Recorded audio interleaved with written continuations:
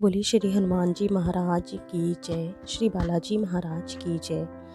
हनुमान जी के लिए किए जाने वाले मंगलवार व्रत की कथा इस प्रकार से है।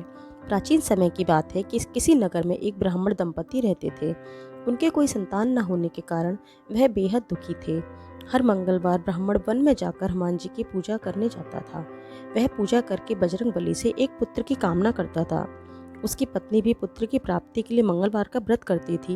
वह मंगलवार के दिन व्रत के अंत में हनुमान जी को भोग लगाकर ही भोजन करती थी। एक बार व्रत के दिन ब्राह्मणी भोजन नहीं बना पाई और न ही हनुमान जी को भोग लगा सकी। तब उसने प्रण किया कि वह अगले मंगलवार को हनुमान जी को भोग लगाकर ही भोजन करेगी। वह भूखी प्यासी 6 दिन तक पड़ी रही। मंगलवार के दिन वह बेहोश हो गई।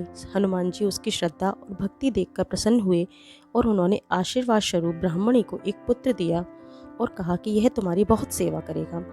बालक को पाकर ब्राह्मणी बहुत खुश हुई। उसने बालक का नाम मंगल रखा।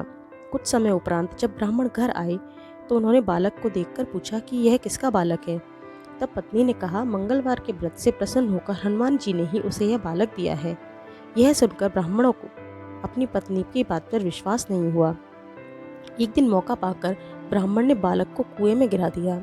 घर पर लौटने पर ब्राह्मणी ने पूछा कि मंगल कहाँ है। तभी पीछे से मंगल मुस्कुराता हुआ आ गया। उसे वापस आया देखकर ब्राह्मण चौंक गया।